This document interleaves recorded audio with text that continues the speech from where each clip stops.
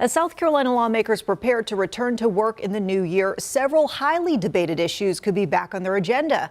This includes those impacting the transgender community and their health care providers. WCNC Charlotte's Julie Kay is joining us now to talk about that. So, Julie, a Supreme Court case could impact one of these laws. Yeah, state Republicans have already done a lot of work on this topic, specifically passing a law banning gender-affirming care for minors.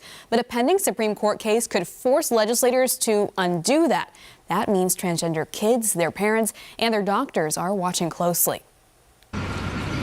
South Carolina state senators are preparing to head back, while patients and providers are back to waiting. I could sort of write the manual on worst case scenarios for children. Dr. Elizabeth Mack is the former president of the South Carolina chapter of the American Academy of Pediatrics. She says a lot of those worst cases directly tied to the state's transgender laws, including the ban on gender-affirming care for minors. We will see an uptick of suicide attempts and completions following introduction of these bills. The new research from the Trevor Project backs her up, showing a 72% increase in suicide attempts among transgender and non-binary youth since these laws became more common. But South Carolina's could be impacted by a pending ruling on a similar case. So whatever they do with the Tennessee law is going to affect us. State Senate Majority Leader Shane Massey says his party is watching this closely. Doesn't mean things won't pop up at some point, but we do think that we've been aggressive in responding to some of those issues.